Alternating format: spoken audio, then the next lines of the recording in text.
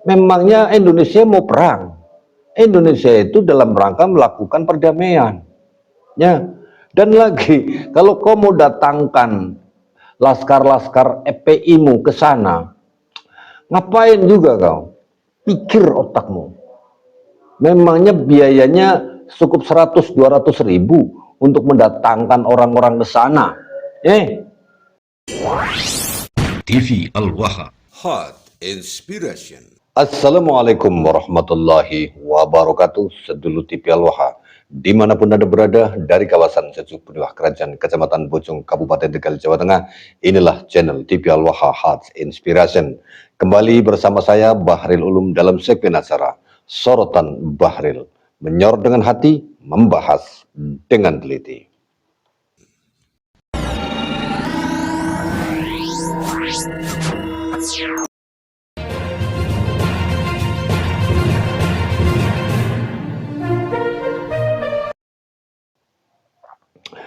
Sedulur TV Al-Waha, beberapa hari saya tidak banyak membuat konten tentang Habib di channel TV Al-Waha ini. Karena sekali lagi saya sampaikan, di video yang lalu juga pernah saya sampaikan, bahwa saya masih dalam situasi berkabung, di mana ibu kami tercinta dipanggil oleh Allah Subhanahu wa Ta'ala.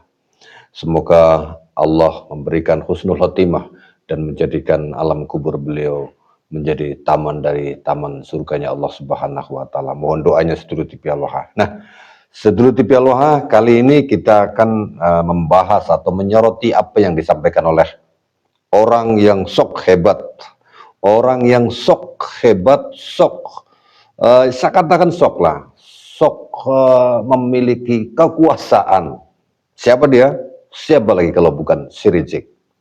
Kita dengarkan terlebih dahulu sedulur TV Al-Waha apa yang dia sampaikan berkaitan dengan situasi terkini tentang Iran dan Amerika serta pemerintah Republik Indonesia. Sedulur TV Al-Waha, ini kita dengarkan sedulur TV Al-Waha. Kita sampaikan di sini kepada semua, daripada pengurus, pimpinan maupun anggota daripada markas besar LPI, situasi saat ini tidak menentu. Situasinya tidak menentu. Baik situasi politik nasional maupun internasional. Kita ini sedang menghadapi kondisi yang sangat berat. Pertama, kondisi nasional kita, bagaimana pemerintah kita ikut-ikutan dalam satu lembaga yang dibangun oleh Amerika, yang diikut-sertakan di sana Israel dengan dalih untuk perdamaian Palestina. Nah, kita stop dulu sampai di sini dengan dalih untuk perdamaian Palestina. Pemerintah kita Republik Indonesia, Bapak Presiden Prabowo ikut campur dalam acara Security Council itu tadi, yang tujuannya katanya itu sebagai dalih untuk kemerdekaan Palestina, di mana di dalamnya ada Israel, ada Amerika. Dia sebut sebagai ikut-ikutan. Oke, kita lihat, lanjutkan dulu. Israel kita tidak pernah percaya, tapi pemerintah kita percaya. Bahkan pemerintah kita udah terang-terangan buat perjanjian kerjasama, katanya kerjasama setara, ternyata enggak. Ternyata kita ditekan, kita ditindas. Barang-barang mereka masuk ke negeri kita bebas pajak, barang-barang kita dipajakin tinggi. Untuk barang asing pajaknya 0 rupiah, untuk bangsa sendiri dicekek kita punya pajaknya. Ini kondisi nggak bagus begini, ini bisa meledak sekali setiap waktu di kita punya negeri. Nah, jadi ini situasi nasional. Nah, ini trik ya, kalau ente itu sok pinter banget. Kalau saya lihat ente itu kayak orang-orang dahulu, sahabat-sahabat Rasul yang menolak perjanjian Hudaybiyah. Ya, yang menolak perjanjian Hudaybiyah dulu ketika terjadi gencatan senjata antara kaum muslimin dengan orang kafir Quraisy gitu ya. Kan Rasulullah juga ditekan. Ketika Rasulullah, para sahabatnya dan sekretarisnya Rasulullah itu menulis surat perjanjian dengan diucapkan Bismillahirrahmanirrahim, itu nggak mau. Orang-orang Quraisy nggak mau. Jangan pakai bismillah. Akhirnya kalimat bismillahnya dihapus. Itu kan penekanan terhadap Nabi Muhammad. Nabi Muhammad, it's okay, enjoy saja. Oke, nggak apa-apa. Hapus kalimat bismillahnya. Kemudian ada kalimat berikutnya, Muhammad Rasulullah. Itu pun juga nggak boleh. Orang-orang Quraisy, orang-orang kafir Quraisy itu mengatakan, jangan, kami nggak percaya Muhammad itu Rasul. Jangan pakai Muhammad Rasulullah. Kami nggak percaya Muhammad itu Rasulullah. Maka Rasulullah pun enjoy saja, meskipun para sahabat itu gedek marah, kurang ajar ini. dia nggak percaya Muhammad itu Rasulullah. Nabi Muhammad mengatakan, iya, biarkan, jangan pakai Muhammad Rasulullah, tapi pakailah Muhammad bin Abdullah.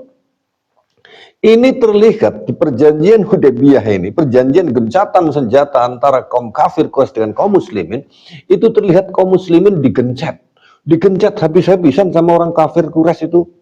Tapi Rasulullah apa? Santai aja, oke, saya ikuti. Nah, salah satu isi dari perjanjian Quraisy dan kaum muslimin pada ketika itu apabila ada orang-orang Mekah yang kafir Quraisy Mekah datang ke Madinah ke kalangan kaum muslimin, maka kaum muslimin yang ada di Madinah harus mengembalikannya, memperbolehkan pulang. Tetapi ketika ada orang Madinah, orang muslim, umatnya Rasulullah, pengikut Nabi Muhammad datang ke Mekah, ke tengah-tengah orang kafir Quraisy, itu nggak boleh pulang. Rasulullah mengiyakan, oke, nggak apa-apa. Nah, ketika Rasulullah mengiyakan itu, para sahabat protes itu. Para sahabat protes, bagaimana mungkin ya Rasul?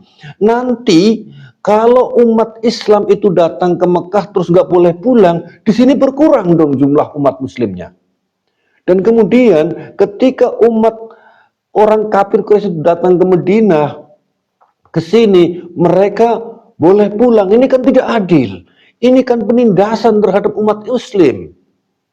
Para sahabat yang pikirannya pendek pada saat itu, ya kayak kamu ini Jik, langsung menganggap apa yang dilakukan oleh Rasulullah itu salah, sebagai sesuatu yang salah. Kebijakan-kebijakan yang diambil itu kebijakan yang salah.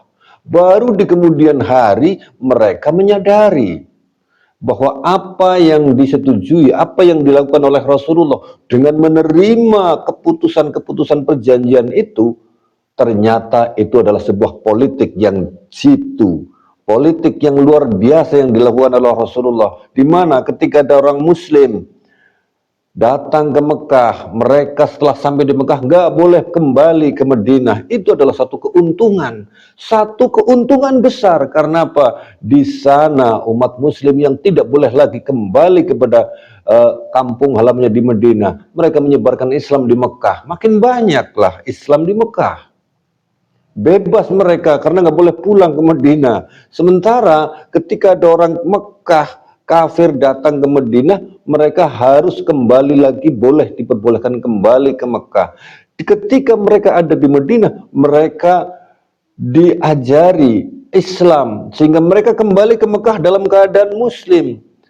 Ketika masuk ke Madinah dalam keadaan kafir, pulang ke Mekah dalam keadaan muslim. Nah, akhirnya mereka sepulang dari Madinah ya dakwah juga di Mekah, sehingga endingnya, puncaknya adalah ketika ada yang namanya Fathul Makkah, terbukanya Mekah, dan seluruh Mekah kemudian takluk menjadi kota muslim, kota Islam. Kan begitu, Rezek, ya. Nah, begitu pula apa yang dilakukan oleh pemerintah Republik Indonesia. Kalau kita lihat, boleh jadi pemerintah Republik Indonesia, Bapak Prabowo Subianto pada saat ini itu sedang melakukan politik apa yang dilakukan oleh Kanjeng Nabi Muhammad SAW. Kan begitu. Satu contohnya boleh jadi kita analisa, barang-barang yang masuk dari Amerika ke sini dibacakin nol, boleh, bebas artinya.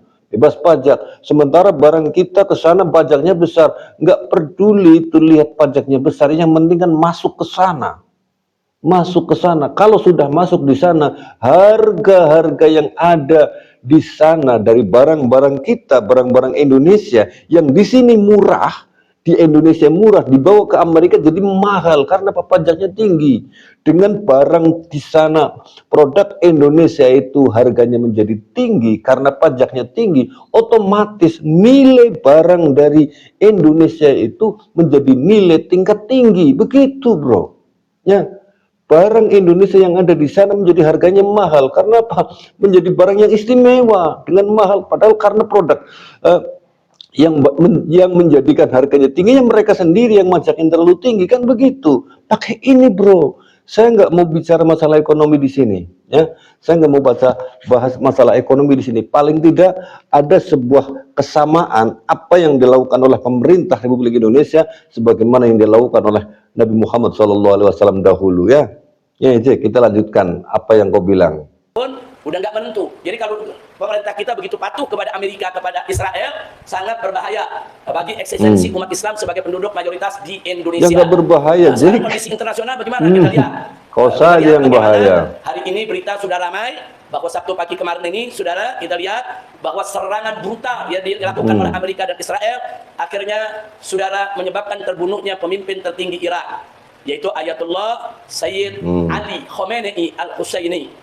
Mudah-mudahan Allah berikan mati syahid yang diterima, yang digugurkan Allah sebagai syahid. Amin ya rabbal alamin. Amin. Beberapa menterinya juga gugur dan juga banyak masyarakat sipil juga yang menjadi korban. Nah, jadi ini serangan-serangan brutal gini. Sampai hari ini nggak jelas sikap pemerintah kita.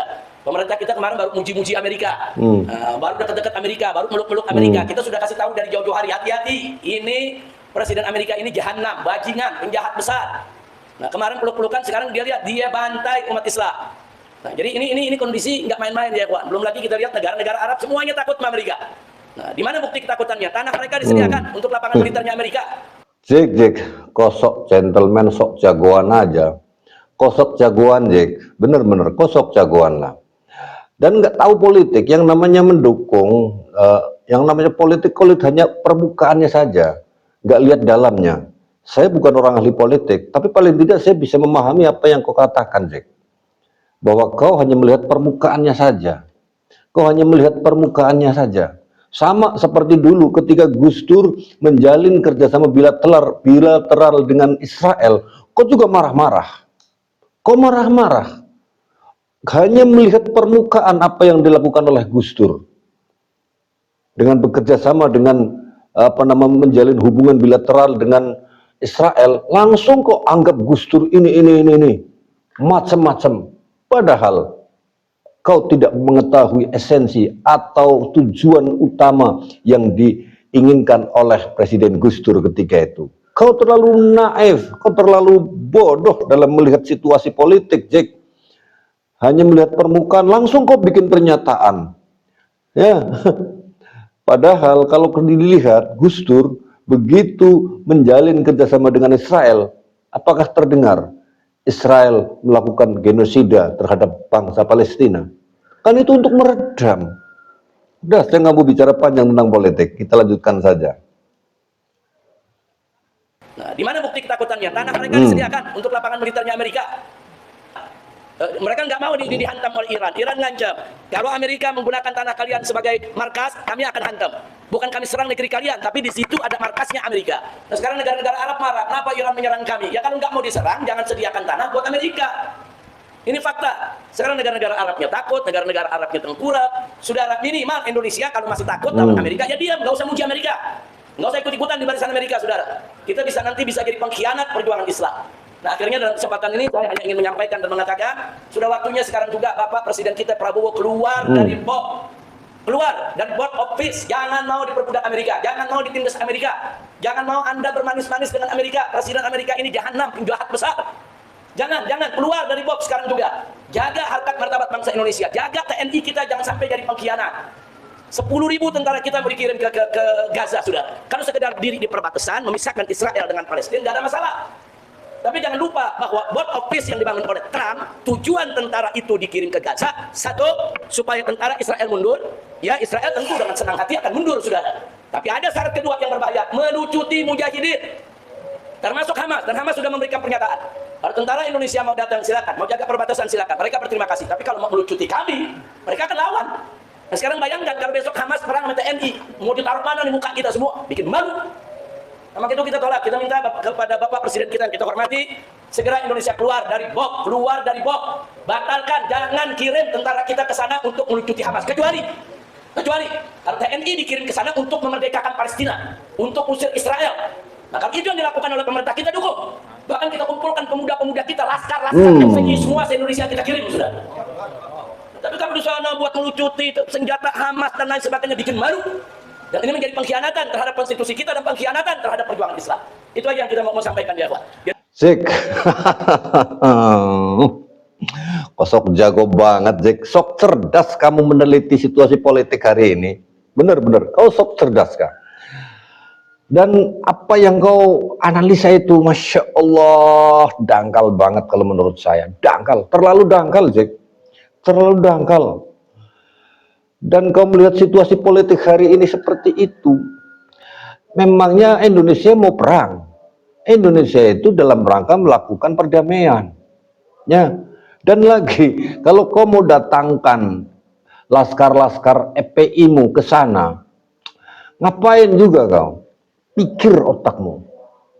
Memangnya biayanya cukup 100-200 ribu untuk mendatangkan orang-orang ke sana. Kau itu sok-sok jago, Jack. Negaramu sendiri, kenapa kau tak bilang aja? Dikirim saja ke Yaman sana untuk menyelamatkan negaramu. Kenapa kau pikir-pikir itu Palestina? Kalau Palestina seolah-olah kau paling jago, paling pahlawan. Tapi begitu Yamanmu, negaramu yang kau bangga-banggakan, yang ada tarimnya itu, negeri yang katanya surganya Allah Subhanahu wa Ta'ala, di mana semua orang bisa jadi wali. Tapi kau diam saja. Sekarang ada masalah ini, kokor begitu. Cik. Masya Allah, terlalu dangkal.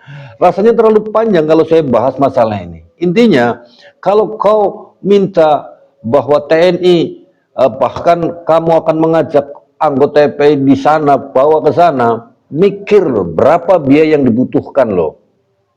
Itu saja, itu udah nggak bisa. Memangnya semudah membalik tempe. Memangnya semudah kau mengambil tempe apemnya si Firza untuk mendatangkan pasukan FPI ke sana, Jack. Apa kau pikir semudah membuka tempenya si Firza? Jack, Masya Allah, begitu saja, Jack ya. Jack, gini saja, kau datang ke rumah saya aja, kita ngopi aja dah. Tak gerus kamu nanti. Jangan sok jago lah kamu. Ya, Jack, jangan sok jago. Memangnya kamu sudah dipercaya, masih dipercaya sebagai keturunan Nabi. Lah, wong kamu sudah tidak dipercaya sebagai keturunan Nabi, kok masih sok jago banget sih kamu, Jack. Saya Bahril Ulum. Assalamualaikum warahmatullahi wabarakatuh.